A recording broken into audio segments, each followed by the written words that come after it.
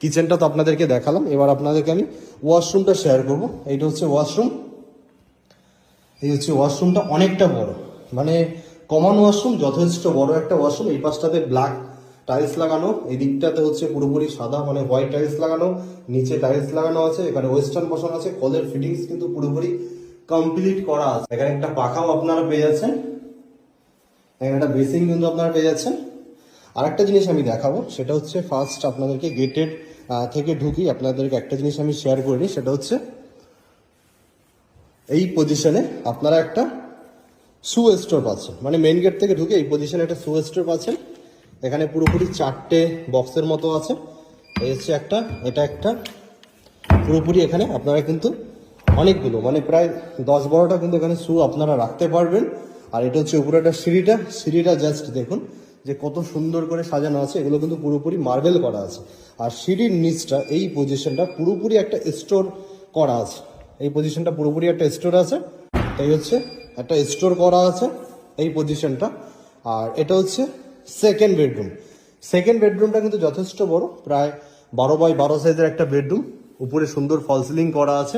এখানে কিন্তু আপনারা এসি পেয়ে যাচ্ছেন, এদিকে একটা জানলা কিন্তু আপনারা পেয়ে যাচ্ছেন। এখানে দেখুন সুন্দর দরজা করা আছে, লকগুলো প্রতিটা লকই হচ্ছে দামি দামি লক কিন্তু লাগানো আছে। আর এটা হচ্ছে 3 নম্বর বেডরুম।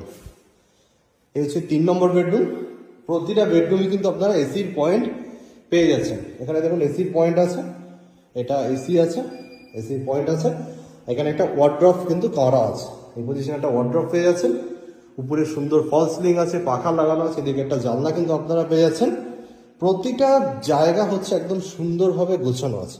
আর একটা জিনিস আমি বলতে চাই, সেটা হচ্ছে অনেকে আমাকে বাংলাদেশ থেকে গালাগালি করেন, মানে হোয়াটসঅ্যাপে এসে গালাগালি করেন, কারণ হচ্ছে আপনাদের ফোন রিসিভ করি না, মানে বাংলাদেশিদের ফোন আমরা রিসিভ করি না বলে হোয়াটসঅ্যাপে এসে তারা ভিডিও কল করে, সেই ভিডিও কল আমরা রিসিভ করি না বলে অনেকে আমাকে গালাগালি করে। তো তাদের উদ্দেশ্যে একটা কথা বলতে চাই, বাংলাদেশিদের কাছে প্রপার্টি সেল হয় না, কারণ হচ্ছে আমার জানা নেই যে লিগ্যালভাবে কোনো প্রপার্টি সেল হয় কিনা, সেটা আমি জানি না, বাট ইনলিগালভাবে তো কোনো প্রপার্টি সেল হয় না। তো যারা আমাদেরকে নক করেন তারা সবাই ইনলিগালভাবে প্রপার্টি কিনতে চান, তো তাদের কাছে কিন্তু আমাদের প্রপার্টি সেল হয় না।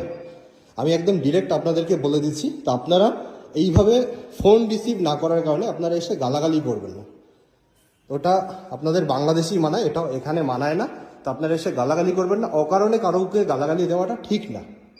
আপনারা এসে ডিস্টার্ব করবেন, আপনাদেরকে বারণ করা হয় যে প্রপার্টি বিক্রি হবে না, তারপরে আবার এসে গালাগালি করবেন, তো এগুলো করবেন না। এটা আপনাদেরকে আমি ডিরেক্ট কিন্তু বলে দিচ্ছি।